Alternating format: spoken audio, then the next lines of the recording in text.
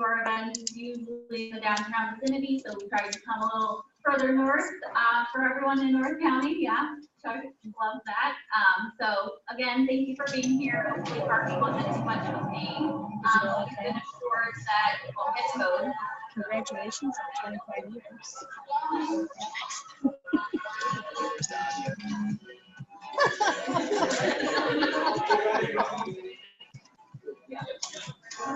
We got some music. Some dancing. And we're going to Instagram the videos of our dancing.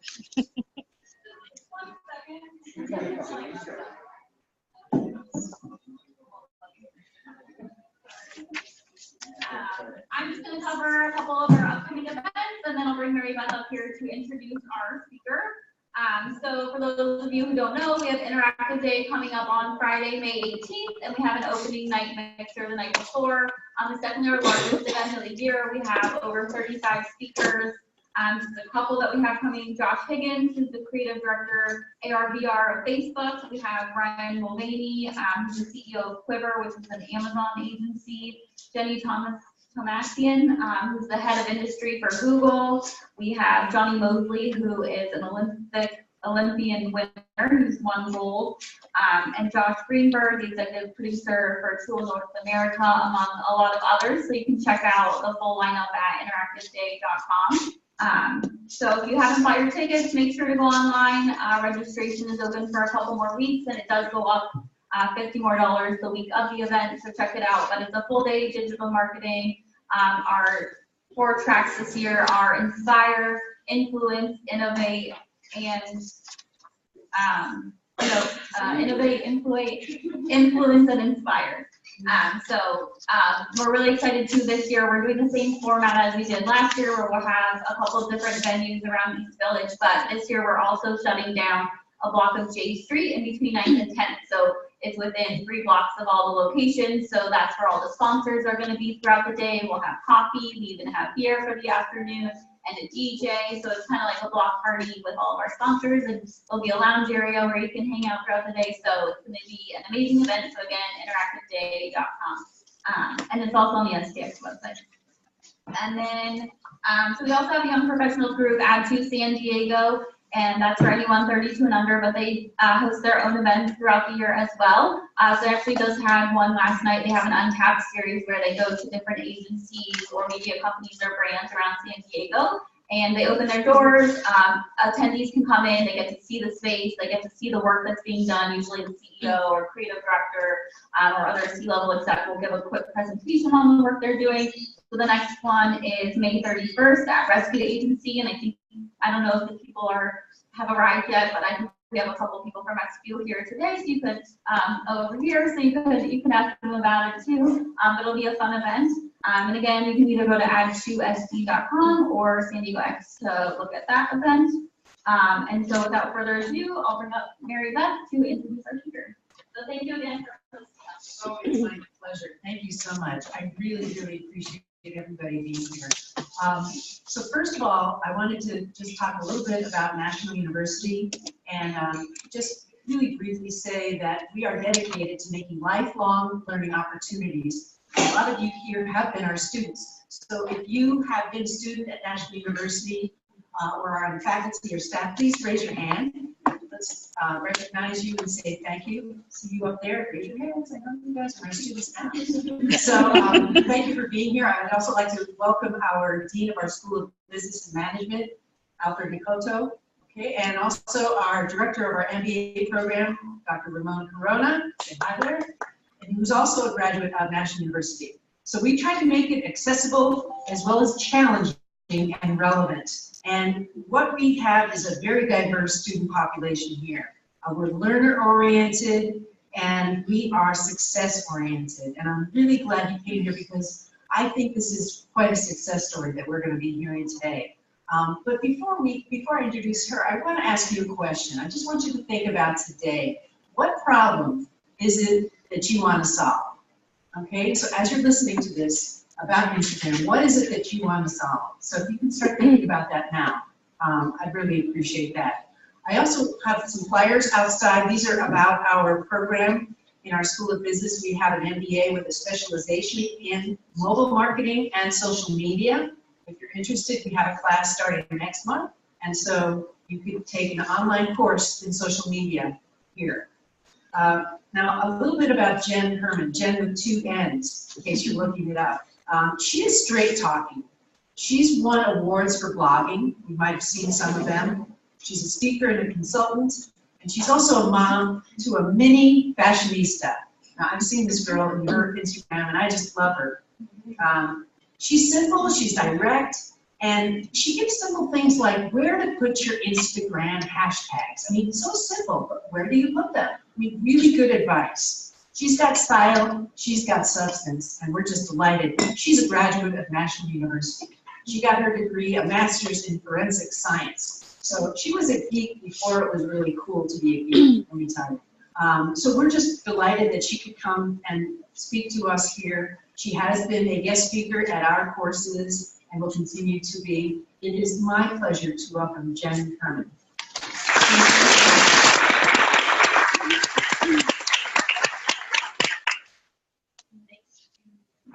Joys of technology. We can just swap out computers. 2 seconds to actually log back in here. Put the right password in. For those people who watch me on Instagram Live, they know I can't type or talk at the same time. I always have to be quiet when I type. Okay.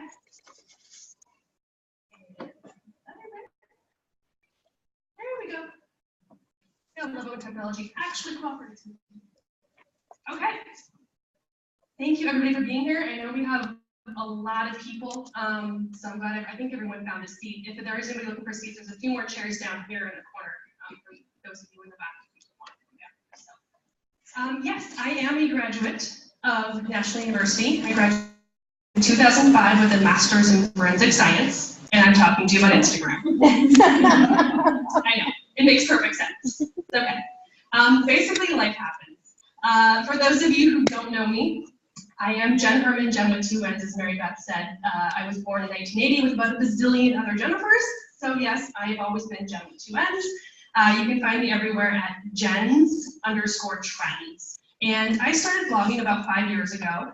I work a full-time job. I still work a full-time job as well as doing this. And I had to overcome challenges embracing social media with a bunch of retired military, older gentlemen who did not want to understand pulling back the curtain, transparency, authenticity. And this was 5 years ago. I mean, it's so hard to convince people of that now. Imagine 5 years ago. So I started my blog with that intention. It was meant to just kind of be a hobby. It was a chance for me to kind of share some information with the challenges I overcame and how to help people really embrace social media for their businesses. In that process, all my friends were on Instagram, this tool that was, kind of taking over, and it was the cool thing to do, and all my friends were begging me to get on Instagram, and I was like, man, I'm already managing 6 social media sites. I ain't got time for one more. But if I'm gonna blog about social media and do this, I really need to understand Instagram. So I jumped on the bandwagon and I fell in love with it, you guys. I love Instagram. Who here is using Instagram? Raise your hands. I love it. Like 90% of you at least. So I fell in love with the platform. And I was like, okay, this is great. How do you use it for marketing? So I went and did what everyone does, right? You would Google it. Figure out what everybody's doing. What are the best tactics? Like more posts, follow more people, post more content. Oh, groundbreaking stuff, I tell you. So I was like, okay, I have a lot of background in various things, including sales and marketing, administration, human resources, forensic science. So I was like, I'm gonna take people on the journey with me. So I got started blogging started with blogging on Instagram by taking people on the journey. I literally was like, you can go back and read some of those blog posts from 5 years ago. They ain't so pretty. But I was like, here's what I learned. Here's what I worked on. Here's what worked. Here's what didn't work. In that process, I am now the world's forefront blogger on Instagram marketing. After 5 years, I've written well over 100 blog posts on my own website. I've written guest posts for countless organizations. I've been interviewed, I don't even know how many times, on podcasts, on TV, on radio. I come and do events like this. I do seminars, webinars, online trainings, and live events. I've also written Instagram for Business for Dummies, which came out in January, so it's actually current. even though about 6 things are already updated because Instagram keeps messing with us. But that's the world of social media, right? So there's a lot of information out there now on Instagram. Things are always evolving. Obviously, Facebook owns Instagram, so there's a lot of changes that they put behind the platform as well when Facebook has to make changes. I don't have a ton of stuff in today's presentation about the whole privacy issue. If you guys want to talk about that during the Q&A, we will have time at the end. And I'm happy to discuss any of those privacy concerns you guys have between either Facebook and or Instagram. So don't expect that in the slides, but we can absolutely cover that at some point. All right, so let's go ahead and get started today. I want to kind of go through a few things before we really dive into how to make Instagram work for you, because for even those of you who are using Instagram, you may be a little bit hesitant to use it for marketing, you may be a little confused about it, and for those handful of you who aren't using it, I really want you to understand why it is so powerful. I have to say, I hate these handheld mics because I can't wave my hands. I'm very handsy. This means I have to stand here like this and hold it still. So, one of the reasons that I love Instagram is that it really is one of the strongest community building tools. And I always use a number of examples of friends of mine, literally friends, great friends, people whose houses I stay at, people who stay in my hotel room with me when we go to conferences. And we met because of a single Instagram post. I like theirs, they like mine, we share the comments, we have similar interests, we're in the same industry, yada, yada, yada. And all of a sudden, we're besties. That is the power of Instagram. And yes, you can get that on other platforms. Twitter, you can do that. Facebook, you can do that. Absolutely, you can make online friends. We've probably all done it to some extent. But one of the reasons I fell in love with Instagram was because of the community. It's very interactive. How many people are the Facebook stalkers where you look at everything and you never like or comment on anything? Raise your hands, you're all guilty of it. It's okay, I totally do it too. Why? Because when you like something, everybody sees it. Right? The moment you like something, when your friends see that you liked it, then you have to see what all your friends like, and you're like, oh, they actually like that stuff? Ooh, maybe I don't want to be their friend anymore. So we stalk everything on Facebook. Instagram isn't like that. You can be super interactive. You can be in there double tapping, scrolling, leaving comments, and you're not going to have that same level of transparency for your followers to see what you're up to. So it's much more interactive on Instagram. As a result, you get a much better community. You get much more engagement. Now, to be honest, the average Instagram account is probably getting about 2 to 3% engagement. Shockingly, that's the best. Facebook, you're lucky to get like maybe 1% engagement. Twitter, you're getting like maybe 0.25%. So to get 2 to 3%, woohoo, we're doing great. So don't expect super high numbers. If you're getting double-digit engagement, great. Own that. Keep doing what you're doing. A lot of the tactics we're going to talk about today are going to help you boost that engagement and focus on strategies to get you more of that engagement. But please understand that as with any other popular platform, as it becomes saturated, as your audience grows, as there's more content out there, engagement does drop. So these are some of the things we'll talk about today to kind of help overcome that. So one of the reasons, that is my favorite reason, to love Instagram, and most people kind of think I'm crazy, there is one link on Instagram. If we're not counting stories, and we'll talk about that later. But really, there's one link on Instagram, and that's the one link in your profile. And everybody hates it. I love it. I think it's the best thing ever, and I hope they never change it. Why? Because you can't be lazy. You know what Twitter and Facebook are? And LinkedIn? They're lazy. Link drop some more, link drop some more. Well, you just post a link, great. Content done for the day, check. Instagram, you can't do that. You can't just send people to your website. You need to be creative. You need to create content. You need to create a caption with a call to action that sends them to your bio to click on the link to get them to your website. But you know what happens when they click on that link and get to your website? They've already taken 3 or 4 actions to get there. Guess what that means? They stay. They want to be there. You already made them work for that interaction. That's not junk traffic. They didn't scroll and the screen froze and they hit it by accident. They didn't fat thumb it and accidentally hit the link. They didn't read something and think it was something else. They legitimately want to be there. So the bounce rate from Instagram is essentially 0. And you cannot get that on any other platform.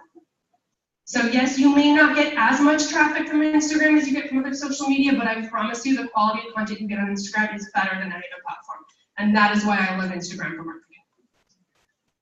Finally, Instagram has some of the highest engagement rates. We already talked about that. Like I said, it's probably about 3%. So, woo! Okay, so the first thing we're going to dive into today, because this is really important, I talked about how you have one link in your bio.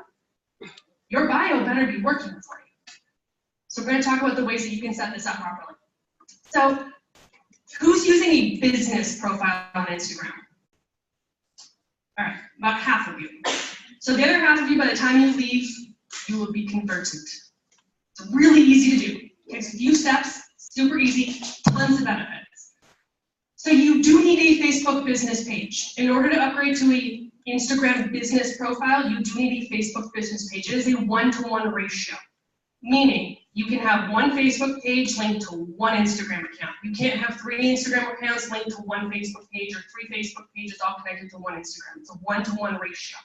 So you do need that Facebook page. That's because Facebook owns them and it integrates with all the advertising platforms and other factors in upgrading to the business profile. But there's a bunch of really awesome things you get when you upgrade to a business profile. First and foremost, you get these awesome little contact buttons. You can call, text, email, or get directions. So there's 4 options that you can put, and I'll show you examples of what these look like. But those contact buttons are gold. You only have one link. So if you can put up to, there's 4 options where you can put 3 buttons on your profile. So if you can put up to 3 buttons on your profile, imagine someone scrolling through and they see something, they're like, ooh, I really want those shoes. If you haven't noticed, I've been in a session with shoes. I know, they're fabulous. You should see my closet. As you know, Mary Beth said, I have a mini fashionista. I wonder where she gets it from. So let's just say you're scrolling through Instagram, you see this fabulous pair of shoes, and you're like, ooh, I want those. And it says, you know, click on the link in our bio, or maybe it doesn't even say that. You're just like, hey, I want those shoes. If they can go to your profile and get directions to your store to go stop by on their way home from work, sale made. If you are a restaurant or some other business where they can pick up the phone and call you and make a reservation, they can literally hit that button to call and actually use their mobile device for an actual phone. Shocking, I know. They can call you. Guess what? Reservation made. You just made a sale that you would not have otherwise made that day. So there are a lot of ways that you can use those buttons to drive traffic and conversions for your business immediately. And I can literally count people that I know personally that have, within hours of upgrading to a business profile, closed up to thousands of dollars in sales just from upgrading and having those buttons. Because the moment someone can pick up the phone and call you, you can answer their questions, you can convince them this is the time to buy, they will buy. They haven't had time to go home and think about it, research it on 986 pages on Google, make a million different questions, go back and do more research the next day, and they go, yeah, maybe not. If they can call you and you can answer that question and you can close the sale, you just won that business. So you absolutely want these contact buttons. You also get an industry listing that is tied to your business profile from Facebook. So if you don't like what shows up on Instagram, you have to go back and change it on Facebook. You have no ability to change it on Instagram directly. You get in-app analytics. We're not talking analytics today because I could sit here and talk to you for 6 hours about a million things. I don't have time to do all of it. But you do get in-app analytics when you upgrade to the business profile, which tells you tons of great information, including when your audience is most likely to be online, who your audience demographics are. They'll break it down by gender. They'll break it down by geographical location, all this sorts of information. You can find out your individual posts. You can get a ton of information, how much content or how well that content is performing, how many of those people came from your followers versus non-followers, did people come from hashtags, how did they find you, all this sort of stuff is all available in the analytics, so it's incredibly valuable to have at your fingertips. You can boost posts, so yes, you can run ads, but you can also now boost a post just like you would on Facebook, so you can actually find any post in your Instagram account and choose to boost it and push that out as an ad. And finally, and we will talk about the Instagram algorithm because I know it's your favorite thing to talk about. It's mine, I'm telling you. But there is no negative impact. None. This is not Facebook. That may change at some point, you guys. Let's be real. But for right now, there's no negative impact on the algorithm. Upgrading to a business profile doesn't have to be scary. It's not going to reduce your reach. That's not how the Instagram algorithm works. So here's some examples of what an Instagram bio looks like and what makes a good bio. So I really want to kind of just dive into this one here. I love this example. It's kind of cut off, but they're at The Love Bomb Co. So if you want to look them up on your Instagram right now, if you want to, you can pull them up. If not, you can just look at the screenshots. It's at the Love Bomb Co. And so you can see here they have the email button and they have the directions button, so you can go to their physical location. You can email them if you want to. So those are what the contact buttons looks like. They just have company listed in gray. That's the company listing, the industry listing that they pulled from their Facebook page. So the 5 things you want to factor into when you're actually building your profile that converts, we want to make sure that you have your name and your username effectively set up. Here's a tip that most people don't realize. There's only 2 searchable criteria on Instagram, and it's your name and your username. Instagram does not look at your bio. Instagram does not look at your hashtags. Instagram does not look at your content when it searches. So if someone is searching for a keyword related to your business, it better be in your name or your username, or you will not get found in search. So for me, I have Jenn Herman, Instagram expert. Sometimes it says blogger, sometimes it says speaker. I change it up depending on what I'm looking for people to find me for. If you're a photographer, put photographer in your name or your username. Those are the only 2 searchable criteria. Your username is how you are known on Instagram. I'm at Jenns_trends. That is my username. When you comment, like, post, do anything, you are known as your username. So make sure that's relevant to your brand. Make sure it's easy to recognize and pronounce, because sometimes when you put those things as one big long run-on word, they're not so easy to recognize. Or they might come out looking a little bit different. We've all seen some bad examples of those in the press. So make sure you think about what your username looks like when it's written out. Does it have a good search word in it? And then put whatever else you want in your name. They don't have to be the same thing. Your profile photo should be a really good quality photo, and realize that it's going to get really tiny. It's like this big. So what may look really cool on your computer as this awesome photo, when you shrink it down to a little itty bitty tiny, like less than ½ an inch diameter, it may not be recognizable. It may look completely different. So you really want to think about what that profile photo looks like when you're shrinking it down that small.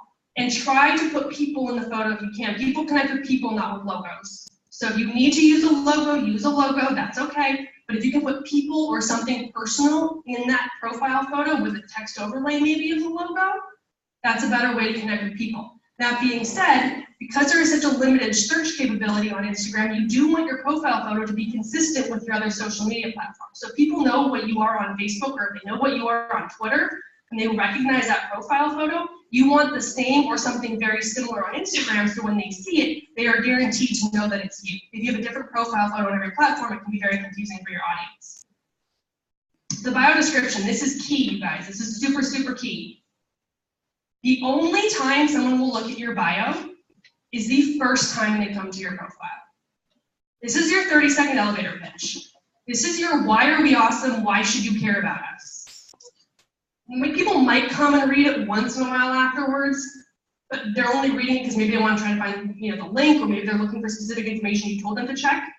Really, the first time they're ever going to read your bio is the first time, or the only time they're going to read your bio is the first time they come to your profile. So we want it to be amazing. If you're horrible at writing copy, have somebody else write it. I actually didn't write my own bio. Someone actually wrote it for me because I'm horrible at writing my own bios. I can write your bio, great. Can't write my own because we're horrible at talking about ourselves. So run things through other people, run things through other options to be able to get some insight for what works. You have 250 characters for the bio. I love the Love Bomb Co. because this tells them who they are, what they do, why they're awesome, and why you should follow them. It has all the key factors in one simple bio. So first of all, it has all the little hearts, and they change this regularly, so it looks different than this right now, but this was a screenshot I grabbed a while ago. So they have boom, you just got loved. That's actually their tagline. They have we spread love Monday through Sunday, so that's what they do. They're spreading love, various content. They create products of positivity with a touch of profanity, which is why I love them. I have a coffee mug that says, I'm gonna manifest some cool ass shit today. And they got, things like Mom's So Hard and all these like cool, fun little, kitschy type things. They're mostly like coffee mugs and mason jar cups and those sorts of things. But all of their content is that kind of, happiness and supportive messages with a touch of profanity mixed in. They tell you that. You don't like that, you're not gonna like their account, and they're telling you up front. If you do like that, you're gonna love their account. So they've told you in one sentence whether or not you are going to care about them, or whether or not you should follow them. And then finally, they have hashtag the Love Bomb Code, which now you can put hashtags in your bio and they are clickable. This is a new thing in the last few weeks. Please do not go crazy. Let's be realistic. Don't go dropping in 10 hashtags, people. No, no, no, no. I want you to think about this strategically. Hashtags in your bio don't make your bio any more searchable. Your bio will not show up in a hashtag search because you put your hashtags in the bio. So that's completely irrelevant. Think about this. If you're a photographer and you put hashtag photographer, somebody clicks on that hashtag, where are they going to go? To a gallery with about 100 million other posts. Not your content. You just send them to all your competitors. Why would you do that? Now you can put your own brand hashtag the Love Bomb Code, which is what they do, and a lot of people tag them, and they do a ton of user-generated content on their profile. So that makes sense, because if you click on that hashtag, it's going to take you to all the content that their audience has created around their brand.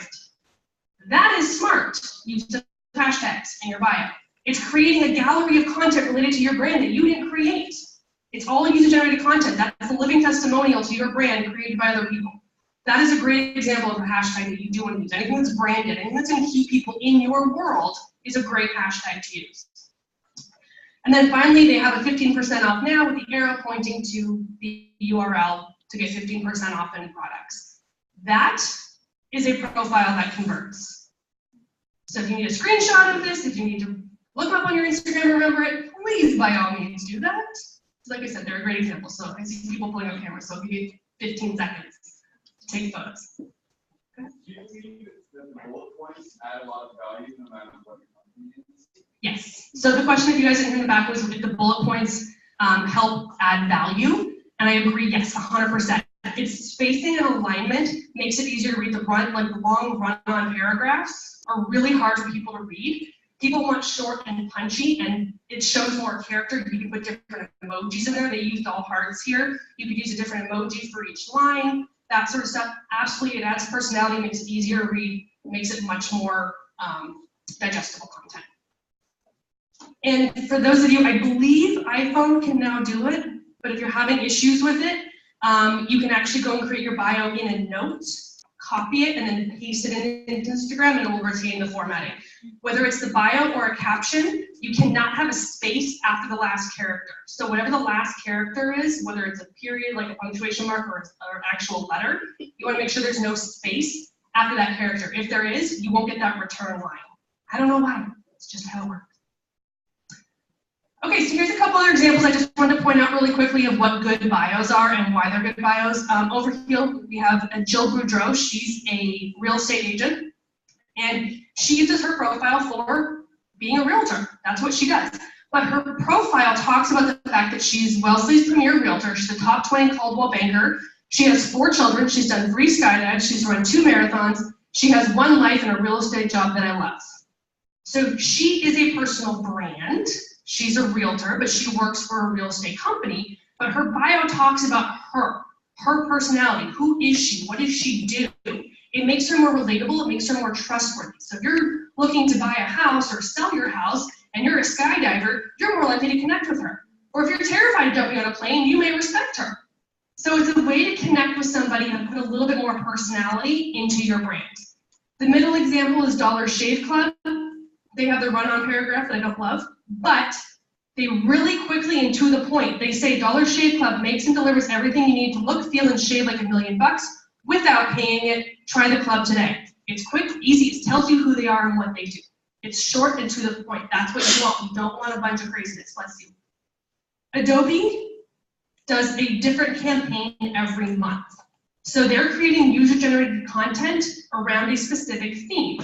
Every month, this tells you what the theme is and what to create content for. So they go in and change their profile every single month with what that new campaign is. So that's a great example of getting people to come back regularly and check out your profile. Okay, so now the fun topic, how the Instagram algorithm works. I'm going to ask you a random question because this is my favorite topic in the whole wide world. Who heard about the Instagram algorithm changes in January? It's all a lie! Telling you. Who heard about the Facebook algorithm changes in January? That was real. Facebook is not Instagram. If you really want to hear all my thoughts on it, you can go to YouTube. I have an hour-long video at the 12-minute mark. It gets colorful, so if you don't like profanity, don't watch it. You can also go to my Instagram and look for the post for Stop the Madness. I'm going to talk about some of the points and debunk them here. All of that stuff about the new Instagram algorithm in January was not true, not one of it. There was an update a couple weeks ago to some things that we will talk about, but what happened in January is not true. So please erase all of it from your memory. I will clarify everything right now, which is why these slides are here, because this dang thing will die. So, as I said, Instagram is not Facebook. They are not the same thing. There are 3 algorithms on Instagram. People don't realize this. There's actually 3 algorithms. You have your feed, the one that everybody obviously knows about. Hashtag searches. Who's heard of shadow banning? Oh, I love you guys. You're like virgins to the concept of shadow banning. It doesn't exist. There's an algorithmic sort in hashtags. That is why some people will see different results in a hashtag search. It's not anything devious or manipulative. There's just now an algorithmic sort associated with hashtags. And stories have their own algorithm as well. Okay, so for the Instagram feed, it is based on personal interactions. It's not Facebook, people. If I always like these 5 people's content, those 5 people's content will always show up at the top of my feed, without question. If I never interact with these 5 people, ever, if every time their content shows up in my feed, I ignore it, Instagram's gonna push it lower in the feed. If I always like this person's content, and 100 people never do, those 100 people have very, very minimal impact. Because I always like that content, it will show up at the top of my feed. The Instagram algorithm is individually focused. There is an impact on popularity, but it's minimal. Meaning, if there is something out there that is a super popular post, and it's performing really well, and everyone that's seeing it is liking it, it will rank higher in your feed if you're following that account. It may not show up at the top of your feed, but it will show up higher than where it normally would because it's a popular post. But that is a secondary, tertiary, even probably lower ranking value to individual interactions. That is not the same as Facebook. Facebook puts a lot of popularity value. So just keep those 2 things in mind. And your activity does impact reach. So if you are the kind of person that uses Instagram for business and you log on Tuesday and you post something on Instagram and then you disappear and you maybe check back on Wednesday and answer a couple comments and then you disappear and you come back on Friday and you post something and then you disappear, you're not going to get a lot of reach because you're not active on the platform. If you are regularly showing up and liking and commenting, even just liking the people that you follow, if you're on the platform regularly logging in, you will get more reach because you're actively using the platform. Instagram is going to reward you. If you are not showing up, why would they reward you? They want to reward people who are active on the platform. They want to keep you on the platform. So the more active you are, the more you'll see in your reach. To debunk everything from January, the Instagram algorithm is not impacted by stories interactions. Meaning, if I always watch so-and-so's story, it has no impact on whether regular feed content shows in the feed. So if I always interact with their feed content, that has an impact. If I interact with their stories, it does not impact the feed. Response times. Yes, we want you to be reactive. We want you to go in and answer comments. We want you to answer people's questions. We want you to engage with people. Instagram wants you to do that. There's no valuation on it. If you ignore all the comments, okay. That's your own dumb fault. That's not going to impact the algorithm. And there is absolutely no restriction on time. Part of the whole thing in January was that there was a 1-hour limit. No, there's no limit. You can respond whenever is convenient to you. There's no impact on editing and deleting. You can edit, delete any post you want anytime you want. I don't recommend deleting photos. You can actually archive them, which removes them from your feed and just puts them in the archive folder on your account that nobody else can see. That way you retain the analytics on them. If you wanted to reactivate them, you can. This is great if you're running contests. Archive them when the contest is over. Don't delete them. And you can go in and edit. Did you make a typo? Did you want to add something? Go in and edit. You can do anything you want. That has no impact. And hashtag usage. We're going to talk hashtags. Like, you can use up to 30. That has not changed. If you heard that you can't use more than 5, it's total BS. You can use as many as you want, up to 30. And in terms of the algorithm on Instagram, again, it is not Facebook. Absolutely no content is hidden on Instagram. Every single post you share has showed up in the feed of every single person who follows you. Did they scroll far enough to see it? Probably not. But technically, it was there. Facebook will selectively hide content and only show you content it wants you to see. Instagram, if you scroll far enough back, you will see every single post of every single person you follow. Nothing is actually hidden. So I do want to make sure you guys understand that distinction. In terms of the hashtag algorithm, sorry, go ahead. Will they keep moving it though, with more content? So if that post isn't relevant, will they keep There's a moving microphone that? you can use right there. Or is it moved and then? So the question was if the content will keep moving down in the feed. No. Where it is ranked is where it will stay. So if your post was here, and then someone logged in and they scrolled, they would see that there. If they come back in later, they get to that same point, that piece would still be there. It will restore if you didn't see it. It would restore it higher possibly if they wanted you to see it, but it won't rank lower over time if you're not looking at it. It'll stay where it was. So in terms of the hashtag algorithm, again, it's based on users' preference and interaction. If you always like and interact with dog posts, you're going to see a lot of dogs in your Instagram searches, your hashtag searches, even if it's not technically related. So let's just say I posted a photo of a dog and I put hashtag entrepreneur lifestyle. What does a dog have to do with entrepreneur lifestyle? It's up to you. Absolutely can. It could be your office mate because you're working from home. Totally relatable.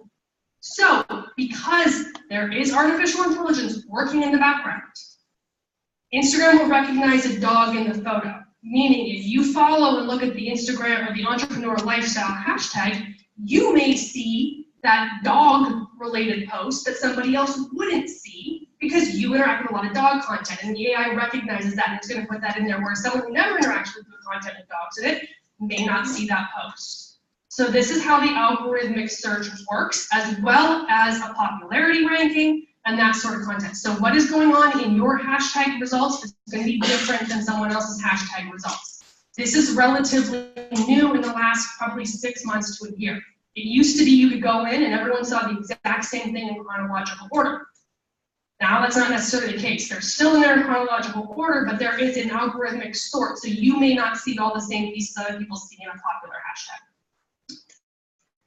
The popularity is based on popularity from followers and non-followers. So if all of your followers like your content, that's great. But if no non-followers like it, it's not a high-ranking popularity. The more non-followers that like your content, meaning the more hashtags you have, the more exposure you have, the more opportunity you have, the more people see your content, that ranks the higher popularity. So you want followers and non-followers to increase that ranking for popularity. In terms of the story algorithm, when you log into Instagram, you see the stories across the top, all those bubbles across the top. Those are sorted based on your preference. If you always look at so-and-so's stories, you're going to notice they show up in the first place in the Instagram story feed. That is based on your interaction. Otherwise, afterwards, or if you don't normally interact with them, it's chronological. So it's typically chronological, but if you're always interacting with certain people's content, they will bump those higher. Live will usually bump higher. So for example, I'm live on Instagram right now. People that log into their Instagram will most likely see my profile photo in the stories with a little live icon because I'm live right now. So that would rank higher than other people's. Not necessarily, but in general, that will help boost your ranking. So if you're not using Instagram Live, you totally want to be doing that. That's a whole other conversation. Okay, what is working now? So we're going to dive into some of the tactics and strategies that you guys can be using on Instagram right now. And I know you guys have a lot of information. I'd love to fire those you guys with content. So if at any point you want to grab screenshots of this, you are more than welcome to. So what is working now on Instagram? This probably sounds a little counterintuitive. Less content. There's a lot of people there saying the other things. There are a lot of people out there saying post more content. They're saying post 2 or 3 times a day. I say, hell no. I say like 2 to 3 times a week. So it's honestly, you guys have to think about this from a saturation point, okay? It's turning into Facebook. We, the marketers, this collective group of really super smart people, have ruined social media. We create more content and more content and more content and more content to combat the things that are going on social media that the rest of the people in the room are never doing. So we try to overshadow them by creating more content, being louder. And what does that do? It drives everybody crazy. If you think about it from a mathematical point, if you follow 5 people that each post once a week, that's 5 posts. If you follow 5 brands that post once a day, or I guess it would be, 5 people once a day would be a total of what? What's 5 times 7, 25? I can't count. Not 35, thank you. My math is faltering today. But if you have 5 brands that you follow that are posting every single day, then you're creating essentially 5 times the content, right? Following the same amount of people as you are following brands, and they're creating 5 times as much content. That's a lot of content that has to be sorted through. And you probably as a user don't want to see it. How many people do you act like, do you really log on to Instagram to see what Target posted? Do you really log on to Instagram to see what that photographer posted? Probably not. So you really got to think about what your content strategy is. Post less content. We want you to create the best possible content, the content people are going to interact with and engage with that is high quality, good photos, good captions, all the best content possible that they actually, when they see it, interact with it. If they're interacting with it, it's going to rank higher in their algorithmic sort. If they are ignoring your content, it is death. We don't want that, right? If they keep ignoring your content, you're going to fall lower and lower in the feed. So create less content. Instagram stories are a great way to get more engagement. Yes, that's my daughter. I know, she's super cute. So Instagram stories have all the different filters. They have all the different ways you can interact. Instagram stories are what Instagram was 5 years ago. It's raw, it's unfiltered, it's emotional, it disappears in 24 hours, a la Snapchat. So you can, and I always laugh because I do the same thing. I'm way more myself on Instagram stories. If you go look at my Instagram stories, I sound like a crazy person. I'm like, yay! I would never do that on a piece of content that was going to live on for more than 24 hours. Are you kidding me? Someone might actually think I'm crazy. So we go and get all personal and interactive and have our great personality shine through in our Instagram stories, and then that's how you build trust. People get to know the real you, the real voice behind your brand. So you can absolutely use these, use the text overlays, put information in there. You can have links if you are a business profile with over 10,000 followers, in which case they can do the swipe up.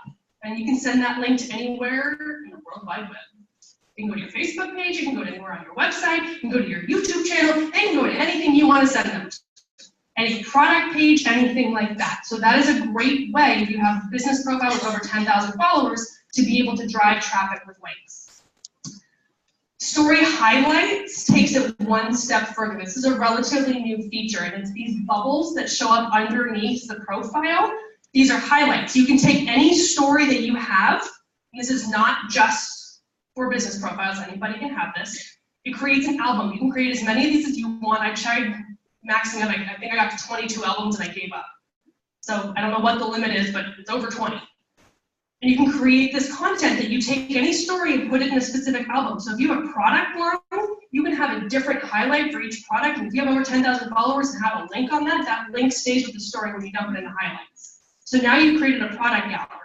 If you have services or things that you promote that way, again, you can create an entire gallery of content that links to your blog posts. You can have content that links out to any of your different services, all these sorts of things. If you go to events or anything, you can put all that in there and show how you're involved with your community. There's a lot of creative ways that you can do this. These are just 2 examples of friends of mine that have done it. They got creative to create these images. You do have to create a story with an image in the center, and then you pin that as your cover, which is how they get all these pretty cool, fun-looking things. Don't look at my Instagram story covers, they're horrible.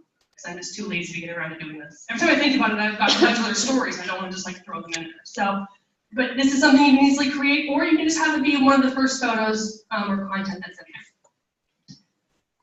there. In general, in terms of Instagram, photos perform the best. People still love Instagram for photos. They keep trying to push video. It's okay. If your audience is conditioned to watching video, it will work. They will use it. They will watch it. Instagram stories, videos are great. Use videos as much as you can in Instagram stories, but in the regular feed, photos always outperform videos, which outperform carousels. Carousels are the multi-image posts. You can do up to 10 photos or videos in one post, and you can scroll through like a carousel ad. So those typically don't perform as well statistically. I question those statistics. I think what happens is, I think what happens is people are going in and they are swiping, so they're interacting with your content, but as a result, they're not double tapping, or they're not leaving a comment. So it ranks lower as an engagement factor because they're not putting up the like or comment, but they are actually interacting with your content, but there's no way in the current analytics to track that. So that is why I think carousels probably perform lower, but there's no way to verify that. So that would kind of fall in like, kind of in the video type space. Boomerangs, again, Instagram stories, golden. Everybody loves a good boomerang. Regular Instagram, they're kind of between like the photo and the video, kind of like people still love a boomerang, but it falls into the video category. And the reason videos don't typically perform as well, you guys, is Instagram is this. You're swiping so fast and scrolling, it's kind of like, you know, Twitter style, you're just scrolling and double tapping, and videos take a moment to play. You have to actually stop to see it, and even the boomerangs have a bit of a delay before they play. So if people don't have that delay to catch that it's a video, they miss that it's a video and they won't necessarily see it. So that is why they don't typically get as much interaction in terms of views and that sort of thing, but absolutely boomerangs are very powerful, especially in stories. Organic versus sterile, people want pretty photos. If you're taking your product and you're putting it on a white shelf and you're photographing it like you would for a magazine or for a professional shoot, it's going to tank on Instagram. They want pretty photos. They want concepts. They want lifestyle. They want interaction. You've got this image over here, which is the Brelly. It's actually the umbrella is the product. But here she is in Cuba with a pink car. It's a whole lifestyle. It's something you can connect with. Knowing the product, you recognize the product in the photo, but you have an entire emotional connection with that content. Likewise, the one in the middle, she's a fashion blogger. Let's assume she's selling the watch. But oh, those boots, and oh, that nice warm sweater, and the fall leaves, and oh, you just want to be a part of the whole environment. You can't see a face. You can't see the person in the photo. But the moment you put the person in the photo, it's an emotional connection. Now, obviously, I'm probably more of her target audience than some people. So to me, this is a sell. It's a win. Nike does this really well. They take their products, they take a golf ball, they go put it out on a nice, you know, misty golf course at sunrise. And it's this beautiful photo of a golf ball in the middle of a green. Guess what? If you love golf, you're gonna love that photo. So you've got to think about the context of your audience and the context of your products and create that good organic content, not the sterile. Don't put that watch in a box on a shelf. That's not going to sell it. Selling it is selling the entire story. And then this example over here is just an example of breaking up this feed. You've got this bright, beautiful purple and the arm with the thumbs up completely standing out. That's going to catch your eye in the feed. The busy photos and all the stuff that's going on that can be very distracting, that's going to draw your attention. So anything you can do to create that kind of content is really going to help with the feed in terms of standing out. Targeted hashtags, we're going to talk about hashtags and then business profiles. We're talking already about business profiles. So these are the things that are working right now. These are going to help you guys get more reach, more interaction on your content. Okay, so what makes a good caption? I do want to dive into this a little bit and give you guys some examples of what makes a good caption, because I always laugh when I tell people that I teach Instagram and they go, how hard is it to upload a pretty photo? I wouldn't be standing here if it was that easy. I wouldn't have written books and blog posts for the last 5 years if it was that easy.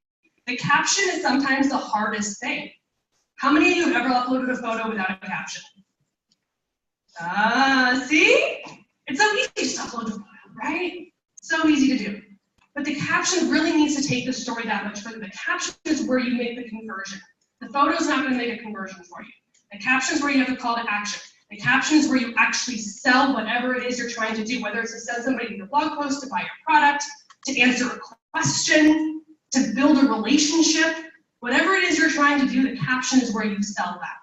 So you definitely want to think about these key things. You want to be descriptive. Not, you know, a little one sentence. Sometimes the little one-liners, like a good zinger, can be great.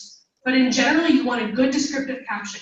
You want to be either entertaining, educational, informative, or valuable, or a combination thereof. Not too short, not too long. I know that's really vague. But in general, 1 to 3 short paragraphs. And a good sentence can be considered a paragraph. So 1 to 3 short paragraphs. Typically, if you scroll to the point where the photo is at the top of the screen, if your caption is longer than the screen, that's too long. People are not on Instagram to read a novel. That being said, there are some people who are doing great things using Instagram as a microblog, where you can actually have up to 2,200 characters. If you type more than that, it won't post, so be very careful. You might want to copy it before you actually paste it in there and make sure you don't lose everything you just wrote in 2,202 characters. But you can actually use it as a microblog if your audience is conditioned to it.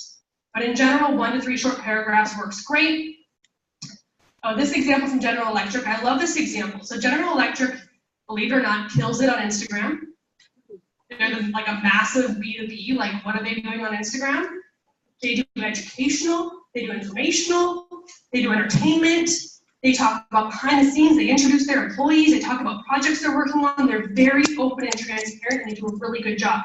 This example specifically on the screen talks about never underestimate the value of arts and crafts. This clean energy innovation started 3 years ago with a styrofoam ball and a toothpick. That's a windmill. Probably cost a couple $1 million. You've been to Palm Springs, you've seen them. That started with a styrofoam ball and some toothpicks, like a kindergartner, right? That's kind of cool.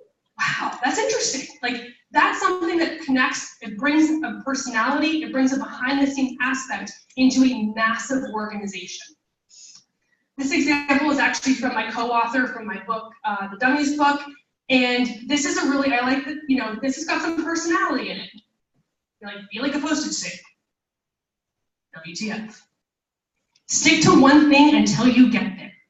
And then she goes on to talk about it. So she's putting something in a motivational content that's fun, it's quirky, it's relatable, it's bright, it stands out in the feed, it's got a great caption.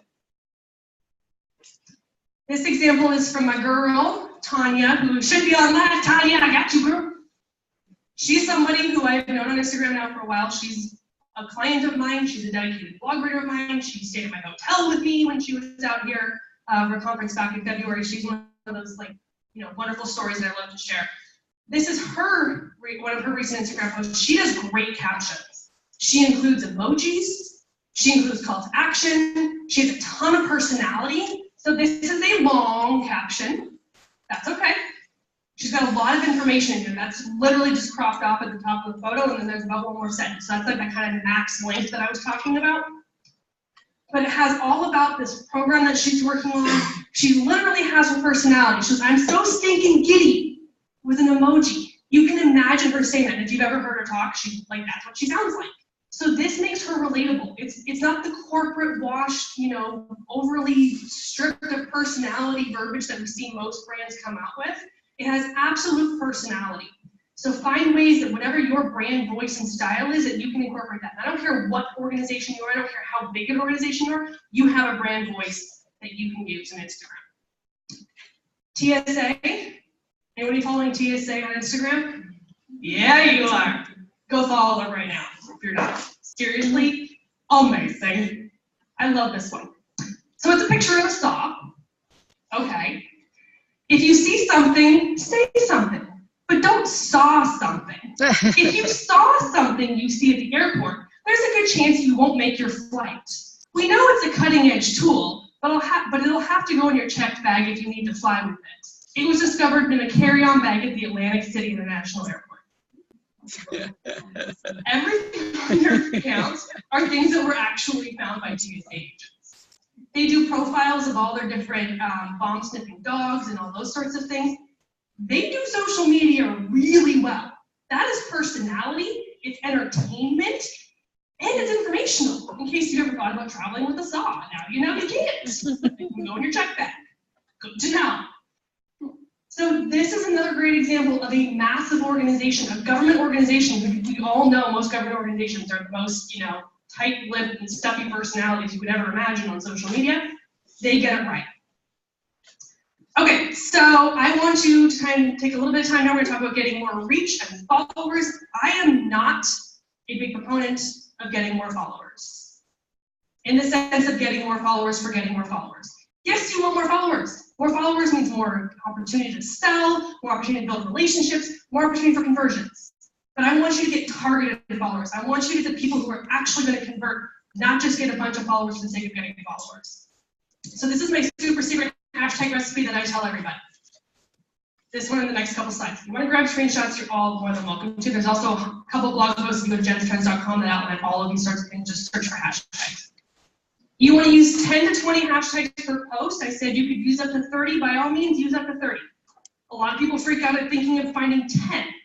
So 10 to 20 is a good comfortable range. You want to use your own custom branded hashtag. I use hashtag learn from Jen, hashtag Jen's Trends.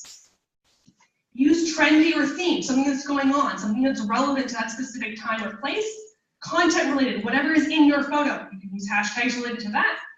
And industry related hashtags. So whatever your industry or niche is, you can use those hashtags. This example from the Marriott Marquis in downtown San Diego is a great example. They only have, I think, 6 hashtags on here, but they cover all of these topics. So they have hashtag Marriott Marquis SD, branded. They have hashtag San Diego. That would technically fall under the theme. Hashtag Labor Day weekend. That's trendy. Hashtag summer. Again, kind of trendy or themed. Hashtag pool, that's content related, there's a pool in the photo. And hashtag vacation, that's industry related, they're a vacation destination. So in those 6 hashtags, they hit all of those categories. They could absolutely use more. They're a big enough organization that they don't really need to use more, but they could. And so you can find ways to use all of these different categories to create content hashtags to promote your content. Again, super secret recipe that I tell everybody. Screenshots are welcome. 4 to 5 popular hashtags. Popular means anything over 500,000. So if you go look at an Instagram search for a hashtag, it can tell you how many posts are associated with that hashtag. If you're looking at something with 10, 20, 30, 100 million, don't even bother. You are buried in the hashtag before you even hit post. It is not worth it, and that's how you get the spammers and the really annoying people that start, putting all the stupid comments on your content because they're following the super trendy hashtags. So go for anything in the 500,000 up to a few million would be the super popular. 5 to 6 moderately popular. Those are anything in kind of the tens, maybe like 50,000 into the 500,000 range. 2 to 5 niche specific. These are super targeted to your industry. These are exactly what people want to find you for.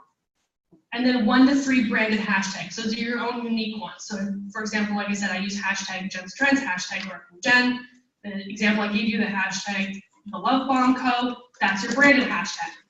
This works because this gets you the popularity in the Instagram hashtag searches, which gets you higher ranking in specifically the niche specific.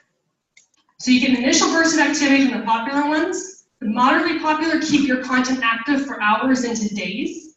The niche specific, all of a sudden Instagram goes, well, all your followers liked your content. You got an initial burst of activity from a bunch of non-followers. Your content has stayed active in hashtag searches from non-followers. You must be pretty darn good at this whole thing. We're gonna put your content as a top post in the niche specific ones that are not heavily dominated by other content. So your niche specific are going to be ones that you specifically want to be found for. If you are a San Diego wedding photographer, that is a niche specific hashtag. Still very popular, but that's very niche specific. It's not photographer, it's not wedding photographer, it's not wedding, it's San Diego wedding photographer. Meaning, if you're a high performing post and somebody literally is looking for a wedding photographer in San Diego, and they look for that hashtag, they're going to find your content. So you want to find those combinations to create that search result in the niche specific. Oh, don't die, don't die. Okay, now it's safe.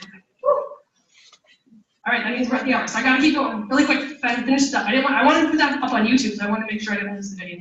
If you didn't know, Instagram Live cuts off at 59 minutes and 58 seconds. You don't even get the full hour, and it gives you a countdown of about 28 seconds. I feel like it's like the Oscars when the music starts playing, and you're like, oh my God. Okay, so stalking hashtags. You can follow event hashtags. I do this religiously when it comes to social media conferences.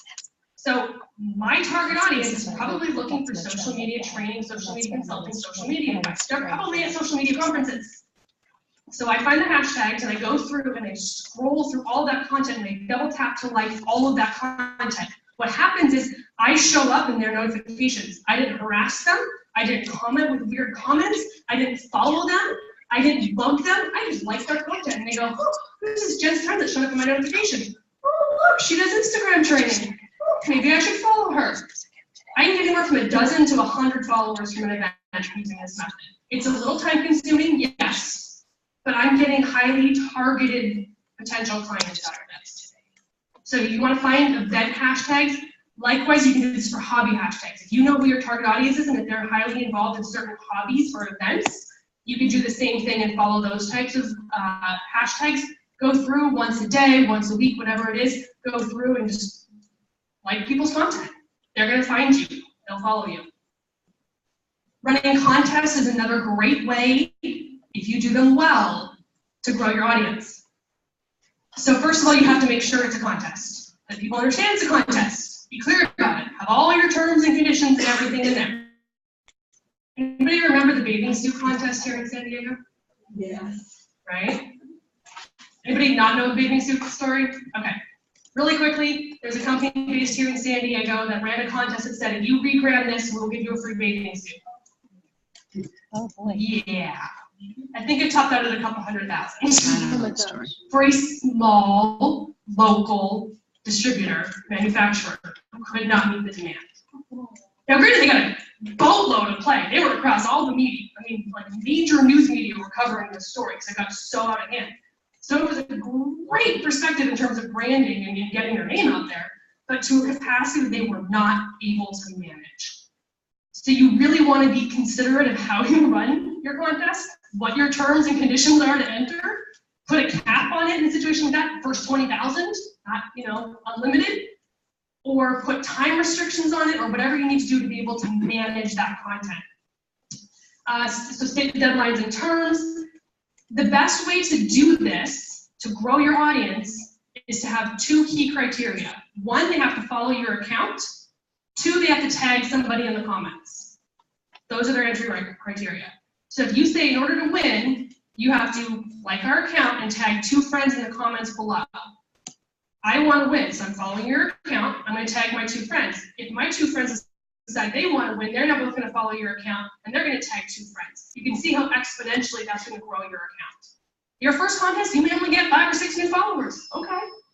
Don't expect massive results, but you can absolutely use this every month, every quarter, do it repetitively to build up that kind of momentum across time that your audience gets used to. You want your prize to be related to the amount of effort. So, you're not going to give away a car because they liked your profile. They have to at least regram if you're giving away a car.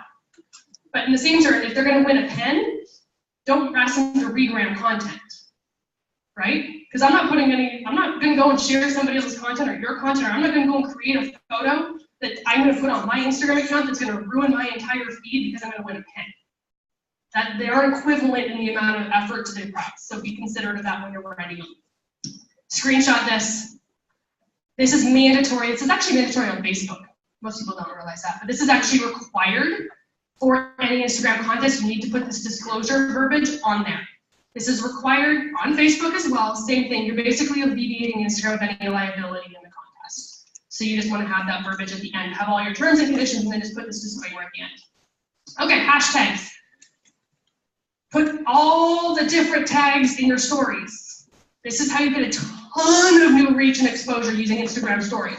You can use hashtags, you can use location tags, and you can use user tags. So you can go to the location sticker and you can tag the location. So we're here at National University, you can tag that you're in Torrey Pines, you can tag that you're in San Diego. It doesn't matter how broad or how narrow you go. But if you go narrow, so for example, if I tagged that I'm at National University, I could show up in the San Diego search results. I could show up in the California search results. But if I tag California, I'm not going to show up in a National University, right? So the narrower you go, the better chance you have of exposure. And you could show up in a more popular or broader reaching hashtag search or location search as well. Location searches are great for exposure. Hashtags work as well. If you're hashtagging your stories, you will show up in hashtag searches potentially. So when you go to a hashtag gallery, you'll actually at the top, there's a list of stories and you can tap through those. And sometimes you'll notice if you post stories and you're like, hey, I got 30 views on this one, 32 views on this one, wow, 250 views on this one. What happened there? You probably showed up in a hashtag search or a location search and everyone saw your post. This is a brand new feature. It is currently being tested. This is a precursor to rebranding organically within Instagram. Hallelujah! Let's hope it rolls out to everybody. I don't even have it yet. I'm pissed off. I swear Instagram does this stuff to me on purpose. My friend has it though. So you can actually, everybody right now has this feature. Allow others to reshare. If you go into your Instagram settings right now, you all have that button on there. It is defaulted to on. If you are a business, leave it on.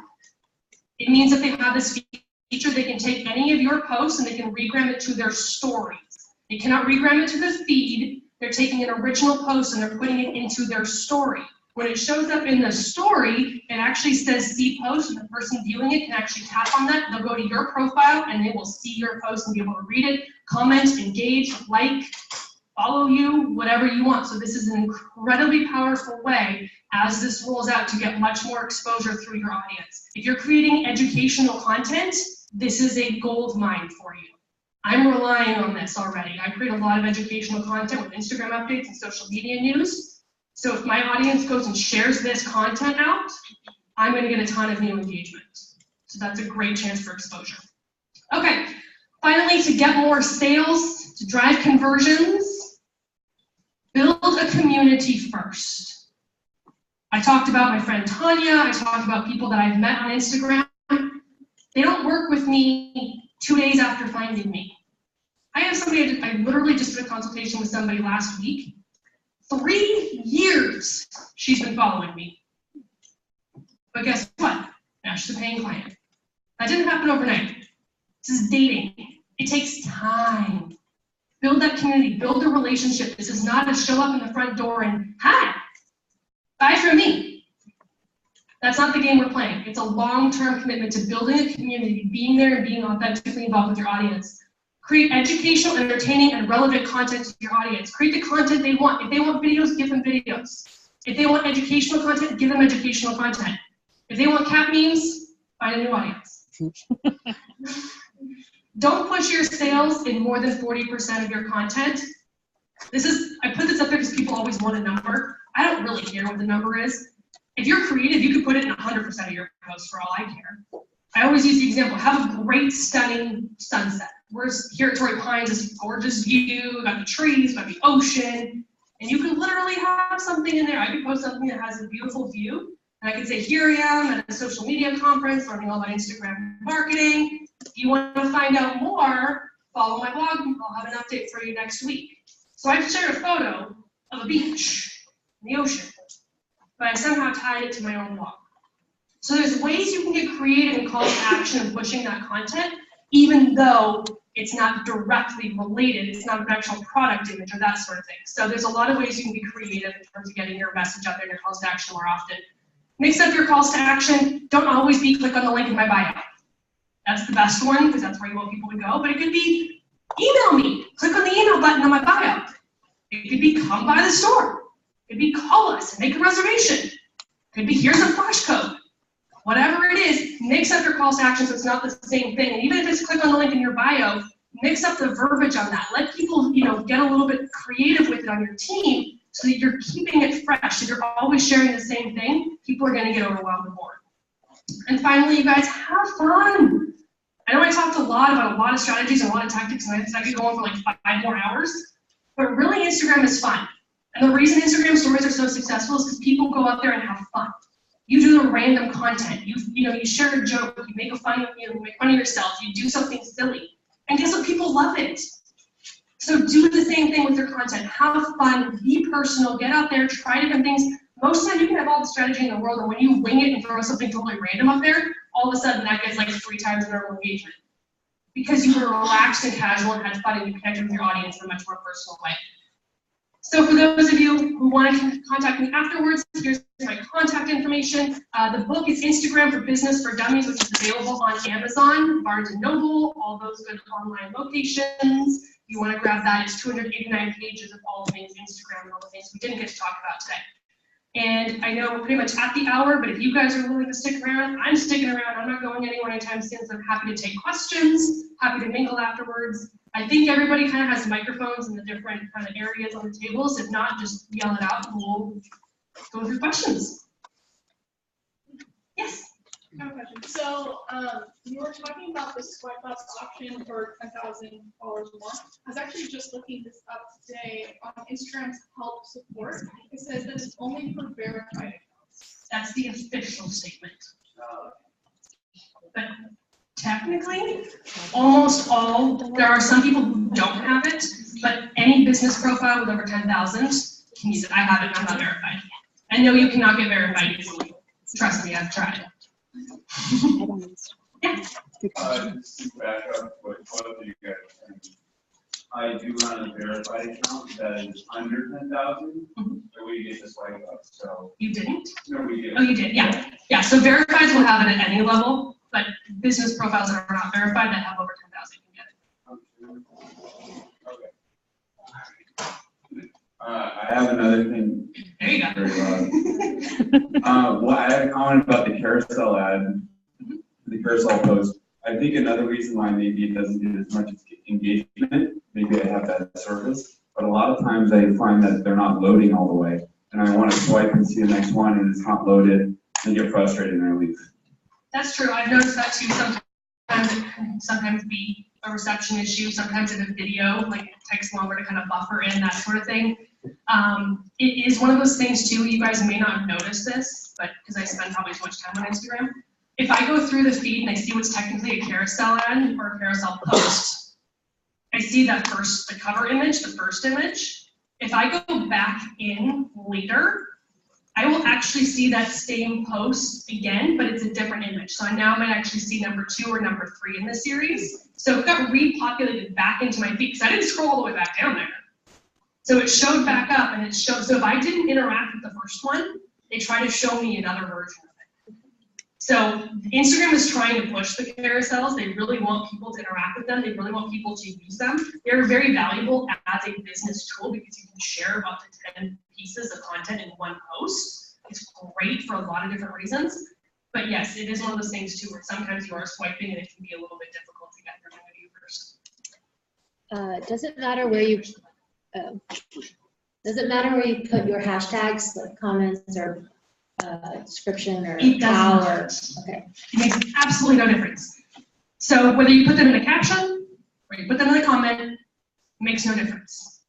The only caveat to that is if you are using super popular hashtags, if you're using the ones that have like a few million posts, you want to put those in the caption because the hashtag results are based chronologically on when the photo was uploaded.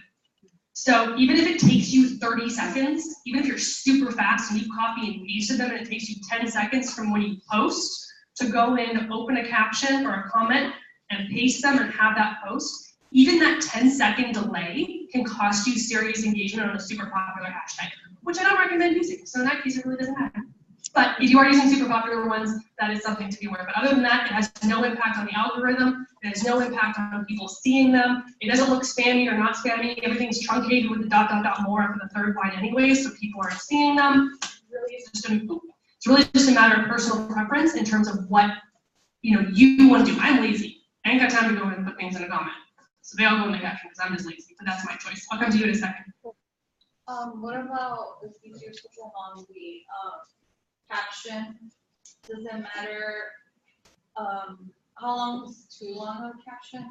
I mean, of a hashtag? And also, what do you think about capitalizing the first word of each It makes no difference if you capitalize in your hashtags. Yeah. But it is good to do it from a visual perspective if you have something really long. If you have a really like specific campaign hashtag and you want people to recognize what the different words are, then absolutely use the capitalization. It doesn't make it a different hashtag than whether it's capitalized or not.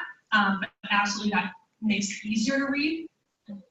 Your hashtag could be 100 characters. It doesn't matter. And there's no limit to it. Of course, the longer it is, the harder it is for people to remember it. So most people probably aren't going to be using it. So you want to think about either finding an abbreviation or some sort of way that you can make it a little bit more recognizable.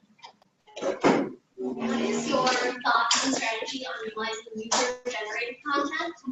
You have to ask them, is simply tagging them in your caption acceptable? So I think everyone probably heard that, but the question was on user-generated content. I'm really glad she asked this question. So specifically, whether or not you need to ask permission and whether or not tagging them is sufficient. Abso-freaking-lutely, you need to get permission. Anybody hear about Pop Sugar this week? Yes. So Pop Sugar, they took it to a whole new level, but they basically took affiliate links from a like to know it. They took the photos, they took the captions, they stripped the like to know it link, and they put in their own Pop Sugar link. And they got busted. So they're probably looking at a class action lawsuit right now. So hundreds of bloggers lost potential revenue because Pop Sugar took away their links and sent it to their own affiliate information. So that's an extreme version, but this is why you need permission.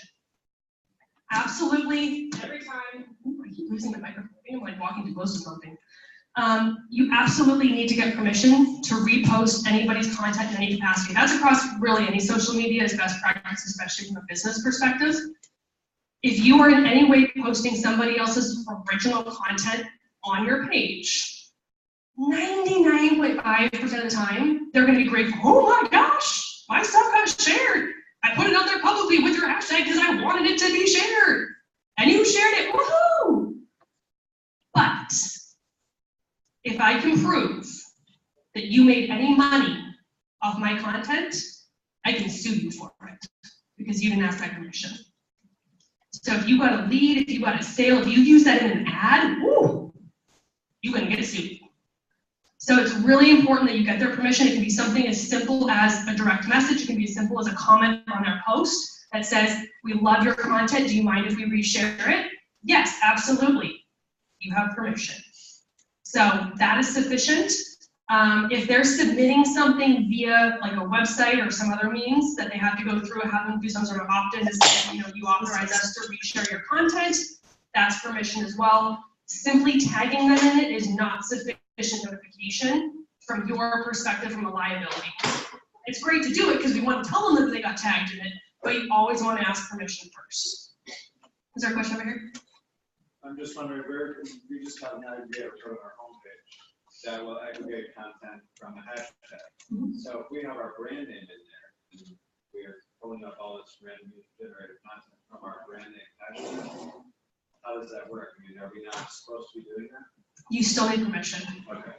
Technically, again, you're probably not going to get sued because if they're using your hashtag, they're creating the content with the intention of you seeing it. But just that intention is not going to hold up in court that they actually gave you permission to reuse it.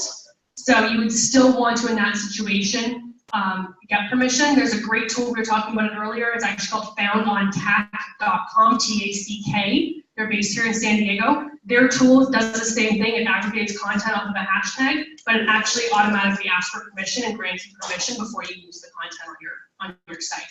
It's a bit of an expensive tool, but it's a great alternative to that. Foundontack, T-A-C-K.com. And there was, I think the one in the back was first. Okay. I have two questions relating to the profile. So first is the industry listing. For us, we're a company, and right now I have us listed as graphic designer because there's not an option for like graphic design company. Would you recommend that it just goes straight to the company and be more general, or are we better with a more specific industry to In terms of, like, in general, it really doesn't matter. If you want to leave this company, that's fine, but having it say graphic designer does make it more clear when someone comes to your profile that that's what you do.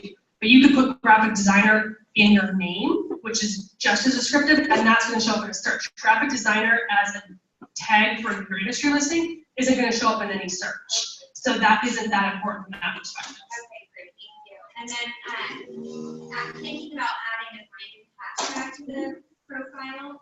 Do you want to start using that, before you add it to your profile, so you're building up the content that people are seeing? It would probably be best to have your own content, like to have enough content of your own with that hashtag. To do that, all you can do is go back and put your hashtag on all your old content. So if you already have content, just go and add your hashtag now to that old content. That way now that content will show up in that hashtag feed, and then you can start putting that out there as promoting it from that perspective. I have a question. On Instagram, I only post content that I've created myself.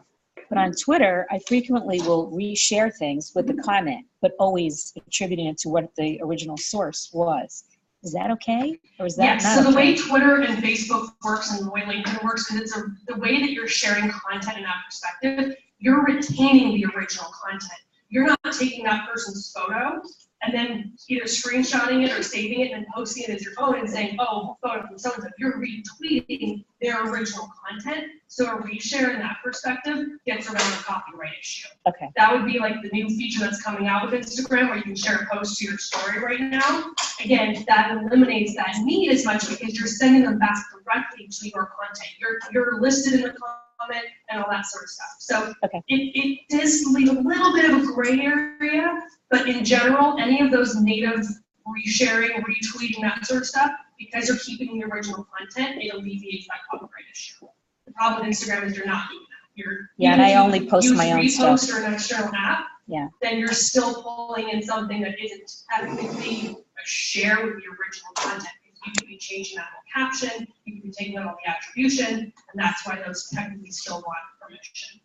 Okay, thanks. What are your thoughts on product tagging, like the shoppable? The shoppable posts? Yeah. I love them. If you can get them set up, by all means do it. So shoppable posts just officially rolled out a couple months ago maybe, and you do have to have a Facebook shop. So you actually have to have your products in your Facebook shop. If you have a physical product, you can't do it for services, you can't do it for something that's only available like online, it has to be a physical, tangible product. If you have that and you have your Facebook shop set up, then you should, when you go into Instagram, if you are available to use it, it will say, use shoppable posts, and you then have to connect your Facebook shop.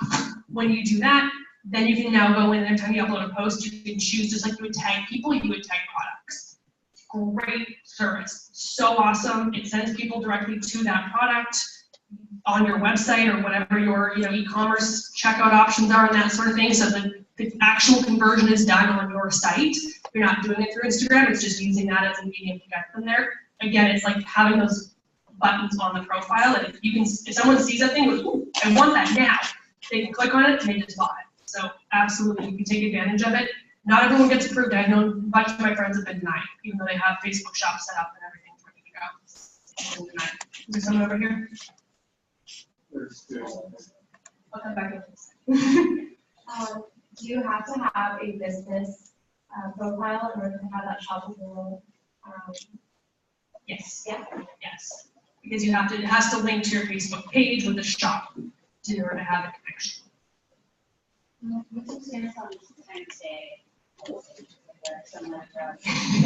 Really early in the morning or after work? So the question is the best time of day to post on Instagram. I love this. What does your audience tell you? That is the best time, honestly. Every time they come up with all these posts and they say the best time of day is 9 o'clock p.m., the best time of day on Twitter, 7 a.m., whatever it is, they're all BS to you guys. It doesn't matter. Technically, if you read anything on Instagram, they're going to tell you the best time to post is Friday night at 9 o'clock. Why do you think that is? That's what everyone's on Instagram. It's 9 o'clock on a Friday. They're either just about to go out, so they're talking about the fact that they're about to go out, if they're young, if they're old and homebody like me who's in bed by 8 o'clock every night. I'm doing that before I go to sleep, right? So that's when people are active. Does that mean that's when your audience wants to see your product? Maybe not. Does it mean that your target audience falls into that demographic? Probably not. So it really comes down to your analytics. If you can go to me and have analytics, it will tell you what days of the week are better performing for you and what time of the day is better performing for you. For me, it's typically Thursday evenings. That's traditionally been my best time. For other people, it could be, super early in the morning. It really is going to depend on your content, your audience, and when they're most actively engaged. So be open to testing it and looking at all your analytics. We have it over here. So we are a very small niche company. We're a dealer-only software function. We only market to dealers who are inside of us.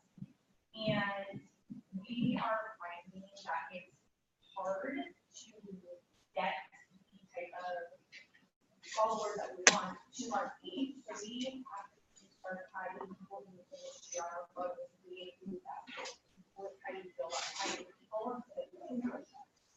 I would keep using the hashtag, but experiment with them, get creative. You think about what your target audience is looking for. So I always use the example of duct tape, the actual brand duct tape, and they were using all the hashtags related to duct tape, and they weren't getting a lot of searches. And they started thinking about what their target audience was. Target audience is the kind of, the home repair, the DIY, all those sorts of things. That when they started using those hashtags, they saw a massive influx in new followers and engagement because they went to where their audience is. So what you think you want people to find you for may not be what they want to find you for. They may be looking at something completely irrelevant in your mind, but that is still tied in a different way. It might be something that's a bit broader or a bit narrower. So look and kind of experiment with what that is. In terms of tagging other people, if you're doing a product shot or something that actually is a service or product offered by those companies, you can absolutely tag them in it. It's not going to do a ton for new exposure for you, because for someone to see you, they would have to go to their tagged photos on that account's profile to see their content. And most people never go look at a company's tagged photos. So it can work. If it's, it's not that it's not worth it, it's just don't expect a lot of results from it. It's not something that's going to show up and it's going to be tagged them. It's not, again, it's not Facebook. You're not going to get that type of exposure. But there's no harm in doing it as long as they're legitimately in the photo. By Facebook or by Instagram terms, you have to actually be in the photo for you to tag them. If you tag someone else, you actually violate the Yeah, I got a two-part question. The first one is, do you think Instagram is on the rise as far as using it as a marketing tool, or is it like towards the middle, the end stage? The second one is, who's your biggest client and how did you impact their business? Okay, so first of all, yes, Instagram is absolutely still on a massive upswing. They're facing growth at unprecedented rates. Currently at 800 million. I'm waiting any day now for the notice of 900 million active users. They'll hit 1 billion this year. I'm actually, waiting. I said it's going to happen. Which, if you don't count YouTube, which some people count YouTube as social media, some don't. But if you don't count YouTube, Instagram is the #2 platform. So it's absolutely continuing to grow. It absolutely has the exposure. They're getting new people all the time. Instagram is not just for the quote kids. It's not for the millennials. There are more people in the 45 and older demographic using Instagram than that are using Twitter. So you can absolutely target any target audience. It's absolutely potential for growth. One of my biggest clients is a cell phone company. They are expanding. They're based in kind of the southwest region of the US. And I work with them usually once or twice a month. We have a regular call. We go through, we work through their entire strategy. When I met them, I think I scared them off. I told them their content was schizophrenic. I was really mean, and they didn't call me back. And I was like, hey, lost that client. Maybe I shouldn't be so straight talking. They called me 8 months later and said, hey, we're ready to invest. We're putting all this money in this campaign. They're doing episodic video content. They've done a whole marketing campaign, and they brought me on board to help them with all their Instagram as well as social media, help them with their Facebook strategy as well. But I specifically consult with them on their Instagram, creating their Instagram stories and all that content, and all their ad campaigns and everything like that. So it's been really fun to watch them grow. Yes, related to this question. So as a service, I do video, per se, but you were saying that in your hashtags, you put a business that you're going after into the hashtag and join it to yours, so that your feed shows up in an industry? She was talking about actually tagging the company, not using the hashtag. So like, for example, if you're doing video and let's say you have the mic that you're using and the camera that you're using, you could tag the companies that make that microphone and that camera. I'm not gonna get any business from them though. I'm Right. talking about how do I create a hashtag that's going to attract business? And that's where, so you want to get creative in terms of what your audience is. So if you're doing videography for specific types of events. Corporate video. Corporate, okay, so you would want to do, you know, hashtag corporate videographer, hashtag corporate video, hashtag business video, like all those sorts of things that people are looking for potentially that are related to what you do. But you might want to think outside that as well. Because, you know, thinking of photographers and, you know, corporate headshots and what do they do? Because if someone's looking for that, they may also be looking for, you know, video. Or don't even just focus on the visual content. If they're doing any sort of marketing as a business, they really should be considering having videos done for their business and being able to put those on social media. So you could piggyback on some social media hashtags that people might be looking for related to content creation or those sorts of things that they would find you as a result. So you think corporations are looking for? Corporations aren't, but people are. People. Me as a marketing manager sitting down on Thursday night after dinner and scrolling through Instagram, and my boss sends me an email and goes, hey, where are we at on that strategy? Oh, shit.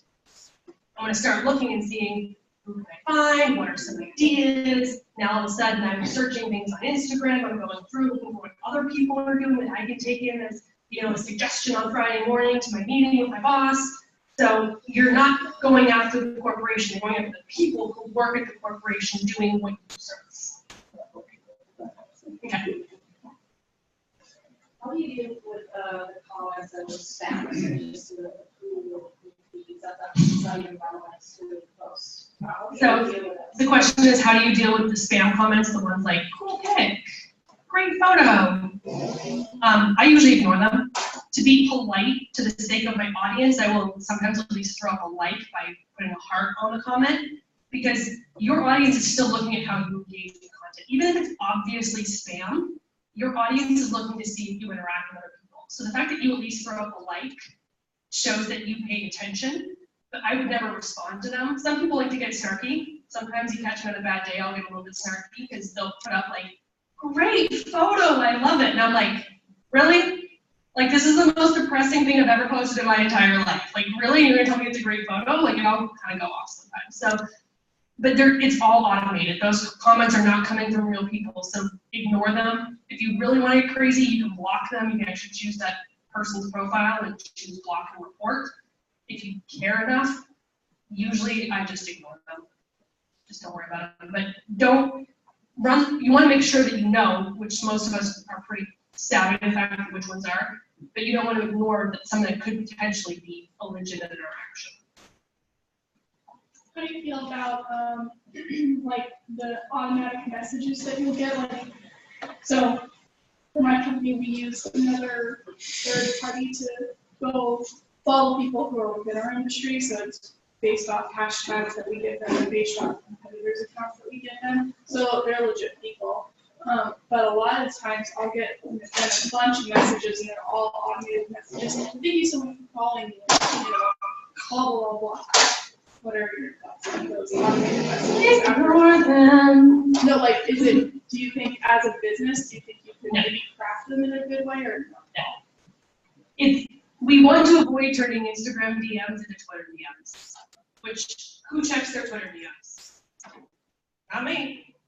Because I know that's all they are. All my Twitter DMs are, thanks for the follow. Come check out my Facebook page. Like, I'm following you on Twitter. I want to go to your Facebook page. And people, the marketers of the world, like to ruin everything.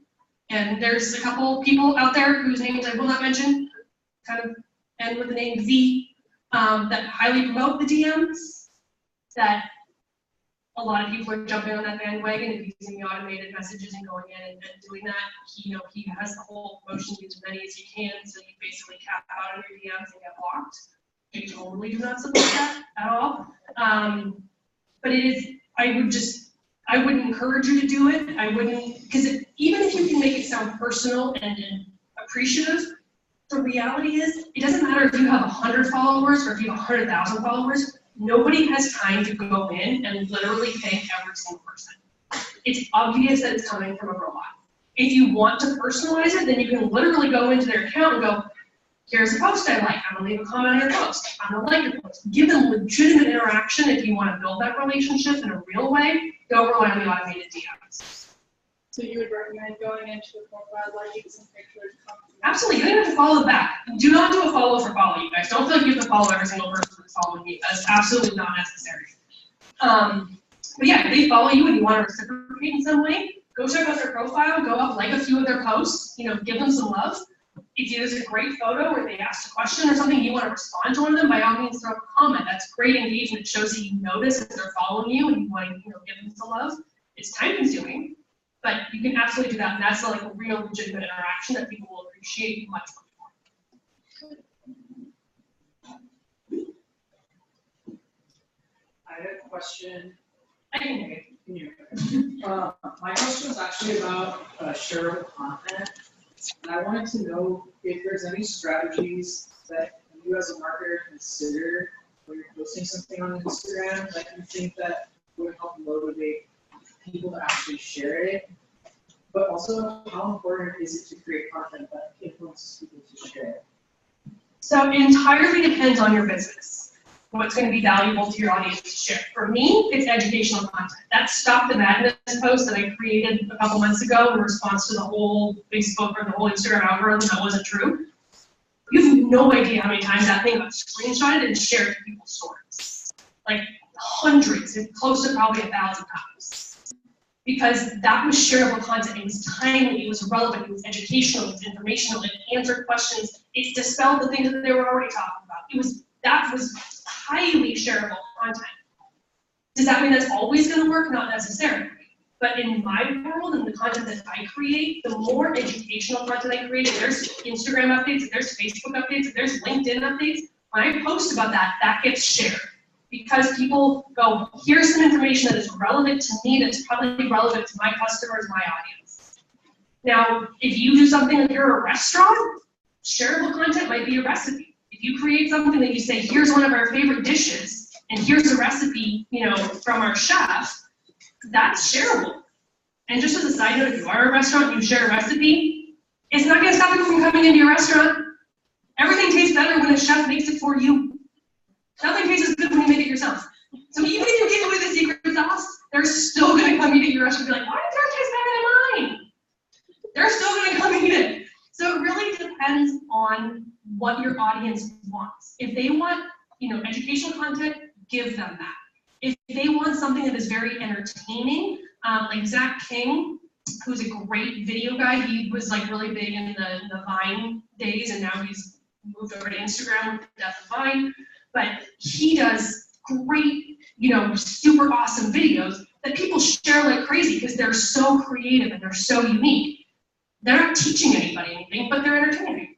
So you just have to know what it is your audience is looking for. Sometimes it just comes down to experimenting. You need to know the demographic information. What are their pain points? What can you do to solve that? And if they want entertainment, then give them entertainment, and that's what they'll share. Yeah. Do you have any tips for the ads? A lot of the strategies you come up with. It's all organic, yeah. Because we could do 3 hours with no paid. And we don't have that much time today. But yes, so in general, just like anything on social media, you guys are gonna have to put some ad spend behind social media, and that includes Instagram. I don't do a lot of ad spend, unless I'm running a specific campaign, but absolutely, you definitely wanna look at ad spend. Do not go crazy and boost every single post, just like you don't wanna boost every single post from your Facebook account. So don't go crazy and boost everything, but you can boost in a well-performing post. You can put that out as an ad. You can run ads separately, specifically through the Facebook Ads Manager, Business Manager. You want to create ads in there and run those to Instagram. Here's my biggest tip of advice. Do not run Facebook and Instagram concurrently. Run them separately. Because what performs well on Facebook will not necessarily perform well on Instagram. Your ads are typically your first impression for someone to learn about your business. So if you're creating ad content for Facebook, and that content would tank on Instagram, and that's someone's first impression of your brand, you now have a really, really, really hard time trying to overcome that negative impression. So it's better to create content specifically for a Facebook ad than create separate content specifically for an Instagram ad. You will pay a little bit more per click per view if you run them separately. Facebook encourages you to run them concurrently and you get better rates if you run them concurrently. I would rather spend the extra money and get a better performing post and have better ROI in the long run. So I don't recommend running them concurrently. Think about those target audiences. An ad on Instagram needs to look like it belongs with your audience. Know who you're targeting, know what they're looking for. Create that really good quality visual content. I want the best of the best photo you could possibly create, the best possible video you can create. That is your ad. You don't go, there's a post, let's make an ad out of it. That is not going to serve your business well either in terms of new exposure for someone seeing your account for the first time. So you really want to work on your ad copy, you want to work on your targeting options, you really want to make sure that that Instagram ad is going to be a high performing result for you. So there's a couple tips. Yeah? Elon Musk just dumped all his Facebook pages with Tesla and SpaceX. What's that mean now for us who's getting some questionable practices from Facebook that if it's on my Instagram? You think he's gonna go the same way as well? What Elon Musk is going to do, I don't know. He has a lot of additional reasons besides the privacy things. A lot of his concerns come down to the artificial intelligence. A lot of it comes down to privacy, but he has a lot more reasons than just the current situation. Again, I literally have a video up on my YouTube channel where I talked about, actually I think I have 2 videos now on my YouTube channel where I talked about all these privacy issues. I talked originally about Cambridge Analytica, and then I talked last week about more of this, everything that happened in the congressional hearings and the GDPR, which is the new law coming out in Europe. So if you guys want way more thoughts on that, you can go watch my YouTube videos. But in general, all of that, whether you believe Facebook or not, that they maliciously did this or that they, didn't know about it, whatever side you want to take, they're making significant strides to that privacy change. That is running over to Instagram. A lot of people are now getting Instagram notifications that you can download all your Instagram content and see what you've shared. Most of you guys in this room are smart enough to know how social media works. You know your data is out there. You know it's being sourced. It's called Senator, we run ads. If you watch the congressional hearings, that was my favorite line of the entire 4 or 5 hours, whatever it was. I literally laughed out loud. My coworkers thought I was like on crack because I just literally started busting out laughing. But we understand what works. The average user doesn't. The biggest thing I think that's coming out of this is that the average human being is now understanding how social media works a bit more. So they can be a bit more selective in what they're choosing to do on Instagram or Facebook. Unfortunately, they don't realize, they think this is just a Facebook thing. I'm like, no, you dumb idiots. This is everybody. Twitter's doing the same thing. Twitter just came out with their whole privacy notification yesterday or today. And now people are seeing that on Twitter and how you can go in and check your privacy settings. Because they're just as affected. Any legislation that affects Facebook is going to affect every other social media platform. So I think we will see some changes in how things are done. In general, I think we're talking about it more than anybody else. I think already the general public has forgotten about it. In Europe, it's a little bit different because the GDPR is rolling out May 25th, which is a very strict legislation in terms of data protection and how somebody like Facebook or Instagram can manage your data, whether you're a processor, whether you're a collector, and all these different things. So that is much more complicated. And if you do any business with any European country, you better be researching the GDPR because it is very, very important for any business, not from social media. If you do anything with any European business and you have any piece of data from a European business, the GDPR directly affects you. So you definitely want to be looking into that. I had a question. Earlier, you mentioned something along the lines that running Facebook and Instagram together are always the best strategies. For ads, yeah. For ads.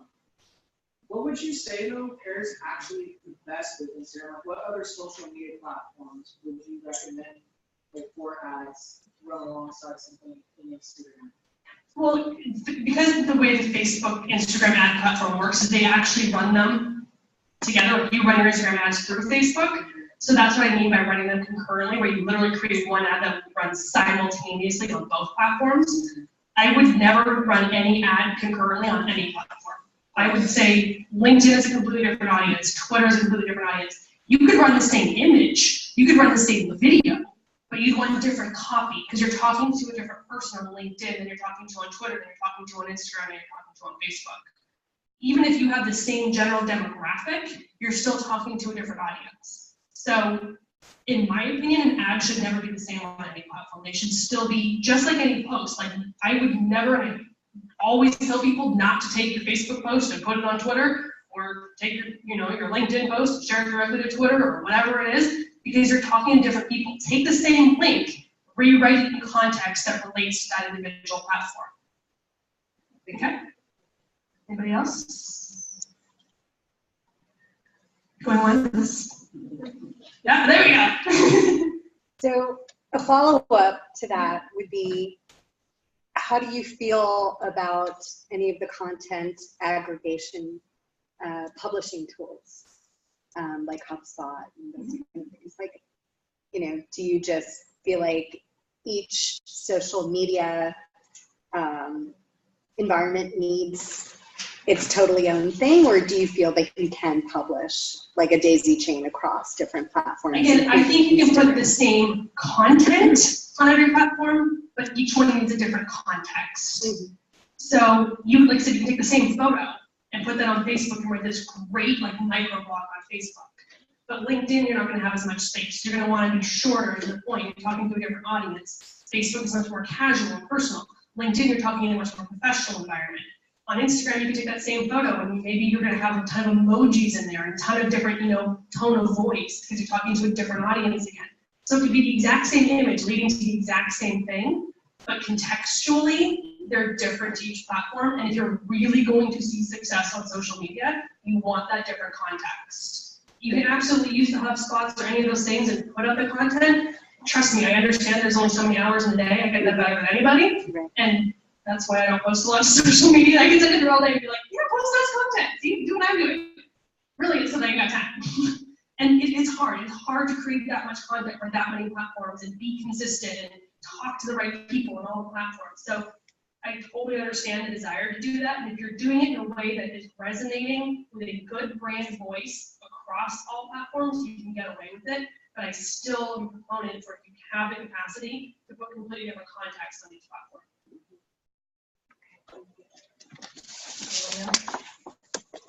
Going once, going twice. Oh, thank you guys. Another question in the room, and she will hang out with you for a few minutes afterwards. I also have her book with me here, which she just signed. If you guys want to take a peek at it, I'm happy to share it with you. So thank you. One more round of applause for her. And I just want to give a shout out. I have been a member of SDX since 1982. So if you want to talk about long-term relationships, it's been a great one for me. Thank you. I forgot to mention a couple things in the beginning. I know most people have left, but if you're not a member and you decide you want to become a member for this week, we'll apply the $40 that you spent for this event towards your membership. So that is an option. But as Mary Beth mentioned, Jen will stick around for a little bit longer. If you want to join us outside, there's some refreshments and cookies. So please feel free to stick around and network for a little bit. But thank you all for coming.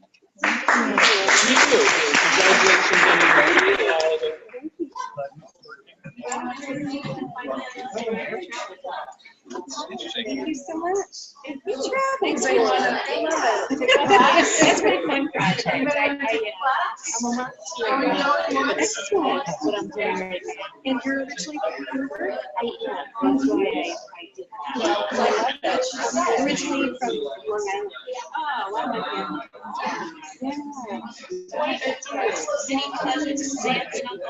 Actually, I was just talking to my mom because her birthday's coming up.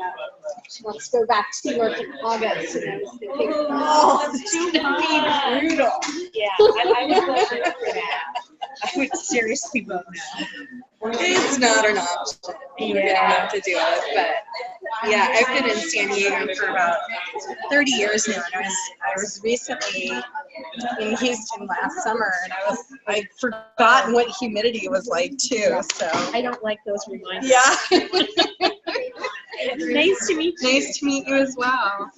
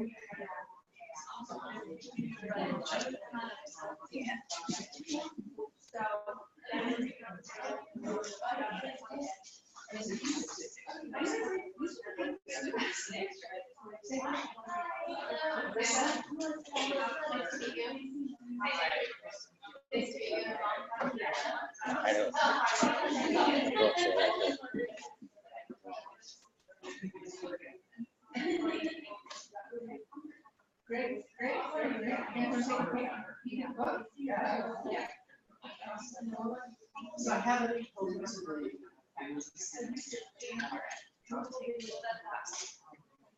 I have that proposal underway, but there's that and intention.